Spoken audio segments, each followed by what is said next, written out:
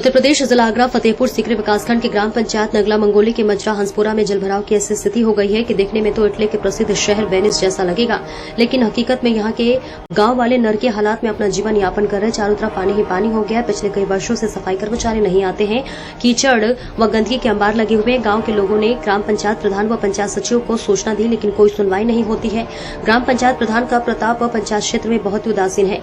ये लोग तो अपनी जेब भरने के लिए प्रधान होते हैं। 2 वर्ष पूर्व गांव हसनपुरा में जिला पंचायत अधिकारी एवं मुख्य विकास अधिकारी भी दौरा कर चुके हैं। 2 वर्ष पूर्व गंदगी की वजह से पहले महामारी के कारण 3 मासूम की जान चली गई थी, लेकिन आज शासन और प्रशासन का इस गांव की तरफ कोई ध्यान नहीं है।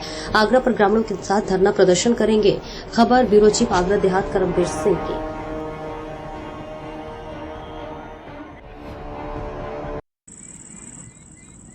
विकासखंड फतेहपुर सीकरी के ग्राम पंचायत नगला मंगोली के मजरा हंसपुरा में 2 वर्ष पूर्व इतना जल भराव हुआ था और कीचड़ और गंदगी से एक महामारी फैली थी, जिसमें 3 बच्चे खत्म हुए थे और जिसकी शिकायत जो है की गई थी। उसके बाद में गांव का दौरा सीडीओ साहब और डीपीआरओ साहब ने भी किया था अलग अलग दिन, और उन्होंने पूरा देख करके और तुरंत संबंधित अधिकारियों को निर्देश दिए थे कि 8 दिन के अंदर पूरी समस्याओं का समाधान होना चाहिए। लेकिन 2 वर्ष हो चुके हैं, अभी तक कोई समाधान नहीं हुआ।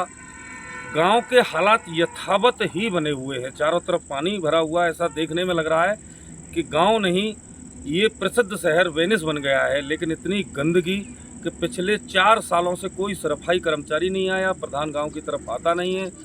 सारे लोग परेशान हैं। अगर इसका जल्द ही समाधान नहीं हुआ तो मैं सुनील कुमार पारासर, समाज सेवी फतेहपुर सीकरी, अधिक से अधिक संख्या में ग्रामीणों को लेकर के धरना प्रदर्शन करूंगा और बड़े स्तर तक करूंगा, लेकिन गांव के लोगों की समस्या का समाधान करवा कर ही रहूंगा। धन्यवाद।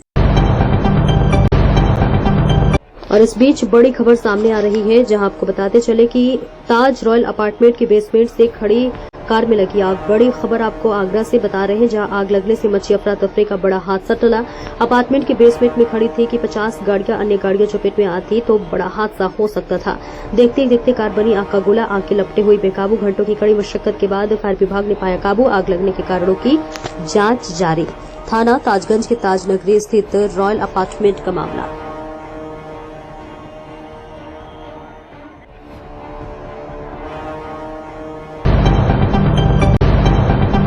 बड़ी खबर आगरा से, जहां थाना इत्मौदौला स्थित यमुना में मिला शव। मृतक के पास मिले आधार कार्ड से हुई पहचान। मृतक की पहचान भावेश जोशी निवासी अहमदाबाद के रूप में हुई। मृतक भावेश जोशी की उम्र लगभग 42 वर्ष। यमुना में डूबने का कारण अभी स्पष्ट नहीं। मौके पर पहुंची थाना इत्मौदौला पुलिस कर रही जांच पड़ताल। आगरा थाना इत्मौदौला यमुना नदी में मिला शव।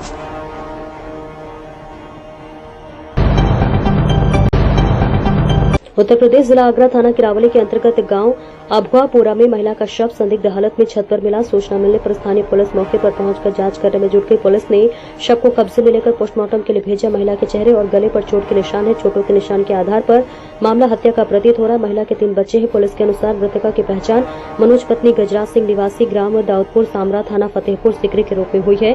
बताया जा रहा है कि वे कुछ समय से किरावली क्षेत्र के ग्राम अभुआपुरा में किराए के मकान में रह रही थी। इस मामले में थाना प्रभारी केवल सिंह का कहना है कि महिला का शव छत से पाया गया है और मामला संदिग्ध लग रहा है। महिला के परिजनों के शिनाख्त के आधार पर शव को पोस्टमार्टम के लिए भेज दिया गया है।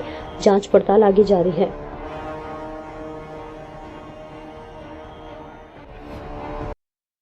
ये कहाँ की रहने वाली थी? ये गांव सामरा था।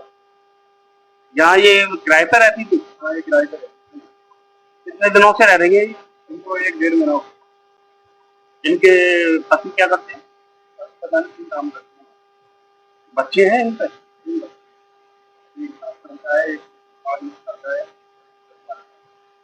ये वारदात के बारे में कुछ पता है? कब, कैसे, क्या हुआ?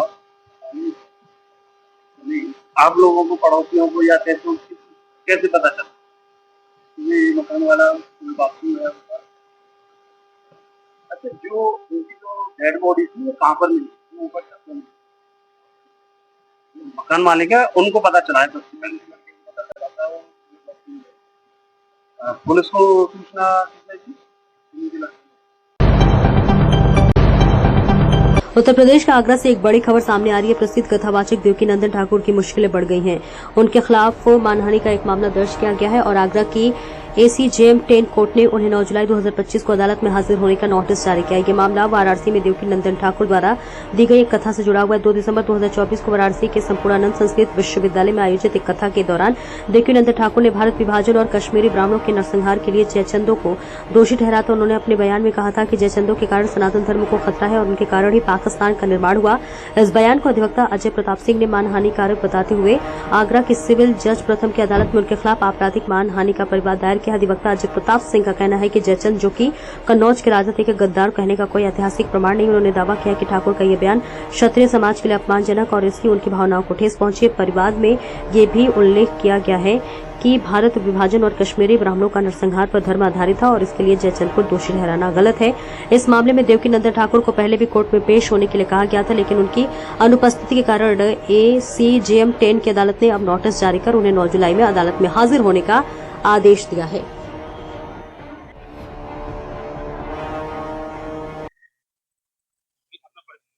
मेरा नाम एडवोकेट अजय प्रताप सिंह है।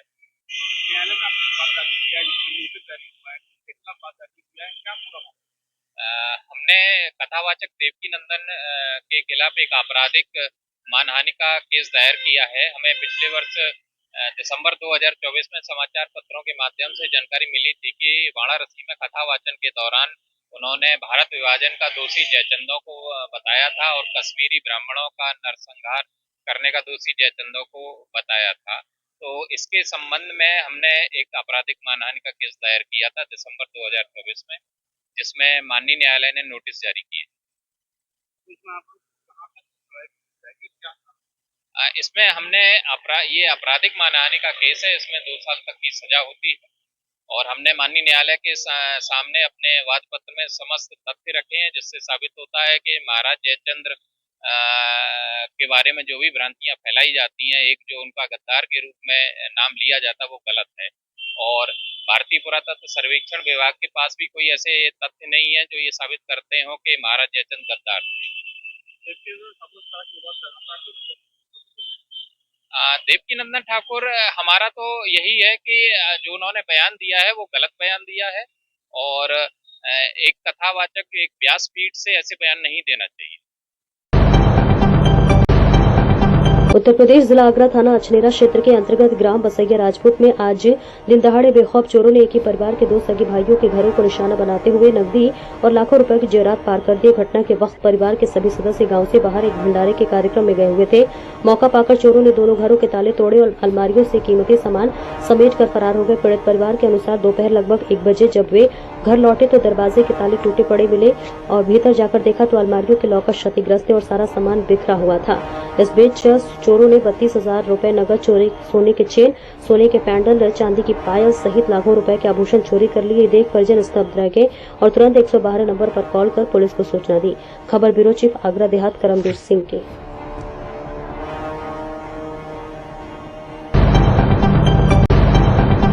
बड़ी खबर उत्तर प्रदेश जिला आगरा कस्बा किरावली में बिजली विभाग द्वारा पेड़ कटाव उपकेंद्र मरम्मत के लिए दिनांक 29 जून 2025 को सुबह 7 बजे से 13 बजे तक उपकेंद्र किरावली ग्रामीण एवं टाउन पर 33 kV लाइन का अनुरक्षण कार्य कराया जाएगा, जिसके कारण उपकेंद्र से पोषित सभी फीडर की आपूर्ति बाधित रहेगी। यह जानकारी उपखंड अधिकारी मनमोहन शर्मा दी। खबर ब्यूरो चीफ आगरा देहात करमबीर सिंह की।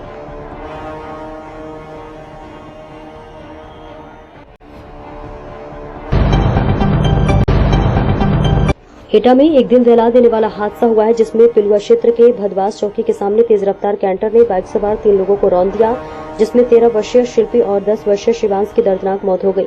हादसे में घायल 33 वर्षीय राहुल को अस्पताल में भर्ती कराया गया, जिनकी हालत गंभीर बताई जा रही है। मृतक शिल्पी और शिवांश अपने चाचा राहुल के साथ बाइक पर सवार होकर हाथरस जनपद के सिकंदरा राव से फर्रुखाबाद के गांव नगला केला लौट रहे थे, तभी यह हादसा हुआ। पुलिस ने शव को पोस्टमार्टम के लिए भेज दिया है और आगे की कार्रवाई में जुट गई है। इस हादसे से परिवार में कोहराम मच गया और परिजनों का रो रो कर बुरा हाल है। पुलिस ने घायल को अस्पताल में भर्ती कराया और मामले की जांच शुरू कर दी है। सुंदरबनी की एनसीसी छात्राएं पहली बार जम्मू के नगर रोटा में एनसीसी शिविर में शामिल हुई, जहां छात्रों के सर्वांगीण विकास के उद्देश्य से शुरू की गई पहलों की श्रृंखला में Kalidhar memorial army school Sundarbani की 12 लड़कियों ने पहली बार 19 से 28 जून 2025 तक एनसीसी अकादमी नगरोटा में आयोजित एनसीसी शिविर में भाग लिया। KMAS में शैक्षणिक सत्र 2024-25 में लड़कियों ने एनसीसी की शुरुआत की गई थी और स्कूल निकट भविष्य में लड़कों के लिए एनसीसी शुरू करने की प्रक्रिया में है। सुंदरबनी, राजौरी और नौशेरा सहित दूरदराज के गांव से आने वाले इन युवा कैडेटों ने अनुशासन, नेतृत्व और रोमांच की दुनिया में साहसपूर्वक कदम रखा। ये शिविर एक अनूठा और समृद्ध अनुभव था, जिसमें ट्रेनिंग गतिविधियां, विभिन्न उपकरणों के साथ व्यवहारिक सत्र, व्याख्यान के दौरान लाइव प्रदर्शन और बहुप्रतीक्षित कैंप फायर शामिल थे। वहीं इस कार्यक्रम ने सीखने और आनंद का सही मिश्रण पेश किया, जिसमें लड़कियों को आत्मविश्वास, शारीरिक सहनशक्ति और टीम वर्क को मजबूत भावना विकसित करने में मदद मिली। ये पहली भागीदारी स्कूल की यात्रा में एक महत्वपूर्ण मील का पत्थर साबित हुआ, जहां इस क्षेत्र के कई युवा और लड़कियों को आगे बढ़ने और ऐसे परिवर्तनकारी अवसरों को अपनाने के लिए प्रेरित होने की उम्मीद है। 10 लड़कियों के अगले बैच के लिए तैयारियां पहले से ही की चल रही है, जो कि आने वाले हफ्तों में होने वाले एनसीसी कैंप में भाग लेंगे।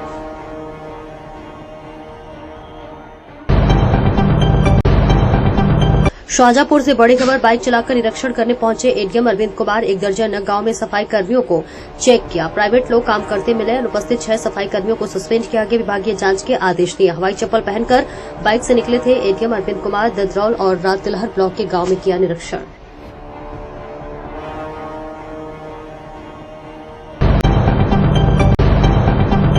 उत्तर प्रदेश जिला आगरा अनाज मंडी अचनेरा में मक्का खरीद शुरू। तीसरे दिन किसानों का धरना समाप्त। मक्का खरीद केंद्र प्रभारी नियुक्त अचनेरा मंडी सचिव संजय पचेहरा व केंद्र प्रभारी सुरेंद्र सिंह को ज्ञापन सौंपा। किसान मजदूर नेता चौधरी दिलीप सिंह ने जिलाधिकारी के नाम